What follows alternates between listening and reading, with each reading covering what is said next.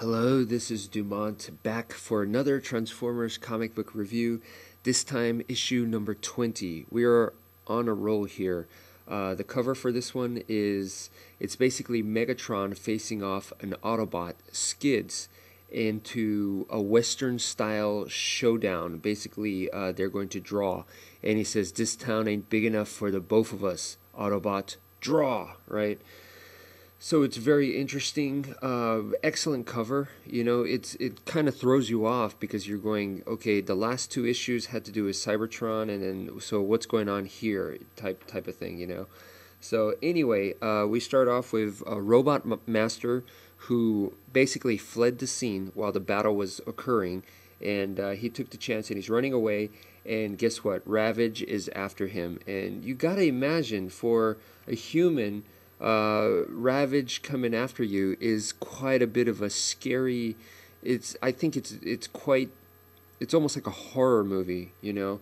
It's got to be quite freaky. And so anyway, we got this robot master guy trying to escape from Ravage. He doesn't know yet that Ravage is coming after him, and then all of a sudden we go into the lives of human beings called Charlene and this other guy called Wendell, but mainly the focus is on Charlene. She is a cashier, I think, at a supermarket, and she's into like the whole Western type, you know, stuff. She's like really into Western memorabilia, should I say, and she collects that stuff, watches movies and stuff like that on the whole Western stuff, and she dresses in that outfit.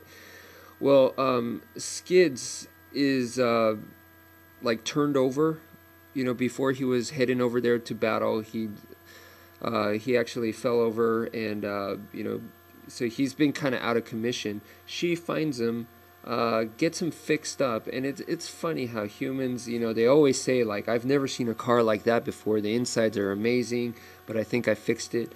You know, and they always seem to be able to fix it. And I'm just, if I saw a car and the inside looked like super high tech or something, I'm going to be a little bit suspicious, you know. But anyway, Skids gets fixed, but he's tired of war. He's tired of being a soldier, you know. And so Charlene is like so happy to get this new car. And so he's like, you know what, I'm just going to stay with her and pretend to be her car.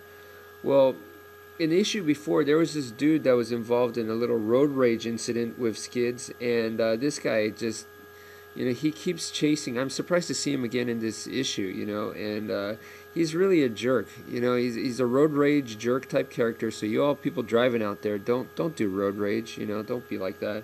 This guy's a total jerk. And he's actually very violent. You know, he's driving. First of all, it looks to me like a Lamborghini.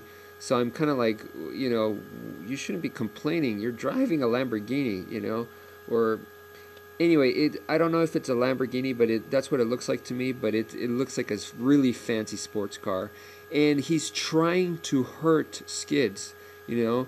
But Skids, being a freaking Autobot, you know, is able to, like, jump, drive on walls, you know, do crazy stuff and avoid this stuff.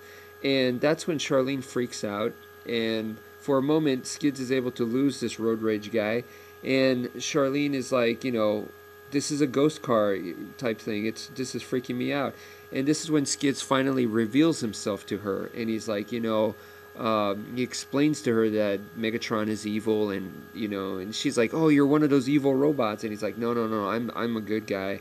And he explains all that to her. And they become friends. And actually, it becomes quite romantic.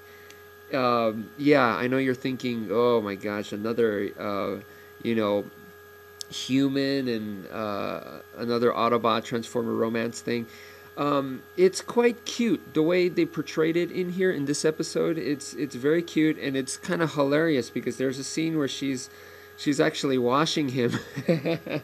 She's washing him, and it's almost you know, there's naughty innuendos in there, should I say. So that's a bit of a Transformer adult humor in there. And you know, he's loving it, and so is she, apparently. And this is when Robot Master, yes, the cock blocker, should I say, he comes in, the jerk, another jerk, right? And he's like, "I know that's an Autobot, you know, and I have some information that they need to know. And this is right when Ravage also comes in, and you know, there's like a big confusion going on in there. Skids basically gets Robot Master and Charlene and takes off as fast as he can. Ravage is hot on their tail, and guess who else is hot on their tail? Yes, Mr. Road Rage. I'm telling you, people, don't be like that guy, man. And what kind of upsets me in this issue is there's a scene where this Road Rage guy goes up to Skids and hits him with, you know, like a wrench or something, right? And breaks his window. And I'm going, what? You know, I thought that these Transformers, the Autobots, you know, they look like normal vehicles, but they should be a lot stronger, a lot, you know, and because of that, it like malfunctions his circuitry, and you know, Skids has a nightmare, and that's where the cover comes in. He has a nightmare where he has to do a duel with Megatron, and he loses, and you know, Megatron has Charlene in his hand, and he's like, oh no, I failed, you know, and you know, Charlene's like, wake up, and Robot Master is like, hey man, chill out, why'd you do that? This is not a normal car, you know, to the Road Rage guy, and they're all having this argument here. And this is when Ravage comes in again and causes more action. And basically, Skids is able to get it back together. He wakes up from his nightmare, and he's kind of getting beat up by Ravage. So it's amazing because he's a lot bigger than Ravage. But I guess you can imagine it as like, you know, a human versus a wolf or something like that. You know, not necessarily. Even though the human is bigger in size, sometimes should I say. You're not always going to win, right? In fact, I would bet on the wolf, right?